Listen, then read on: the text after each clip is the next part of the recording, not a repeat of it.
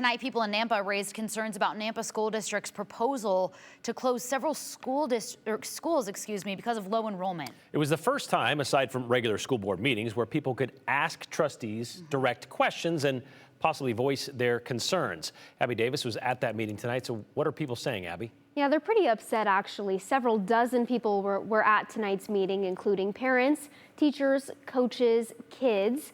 Although Nampa's population continues to grow, Nampa School District's enrollment has shrunk over the past decade.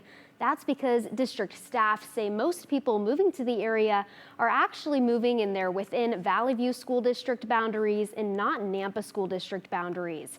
So because of Nampa School District's low numbers, spokesperson Kathleen Tuck says they need to make some hard decisions quickly. District administrators recommend the school board close 3 elementary schools and 1 middle school by the beginning of the 2024-2025 school year. Tuck says the schools they are thinking about closing are operating below capacity. She says the district was previously able to keep all the schools open because it had enough money from the state and federal governments. That's no longer the case after Idaho changed its funding model for schools a few months ago, with the formula now based on attendance rather than enrollment. Also, helpful federal COVID-19 era programs are now over. People who spoke tonight are worried about the students in those schools having to move.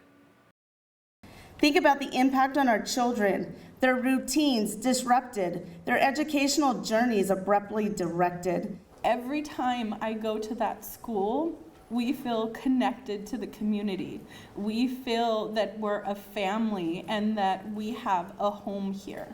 And I'm afraid that if you take that away from my kids, that my kids aren't going to thrive the way that they are. If the board votes to close the 4 schools starting next school year, other district programs would move into some of the buildings. The district says the more rundown buildings would get torn down. Tuck recommends people email the district with any other concerns. The board will consider administrators' proposal at the meeting later this month. They could approve the proposal as is, make some changes before approving it, or just deny it altogether. And also, Morgan and Brian, at tonight's meeting, some school board members did bring up some concerns of their own, so we'll just have to see what happens. And you said in your last story, Abby, that it's also because of the school choice movement for a lot of these parents as well, correct? Yes, yeah, it's really a myriad of issues that are causing this. School choice is a big one, with just people having more options for their kids, and also low birth rates are just a few of the reasons that the school district is citing for wanting to make these changes.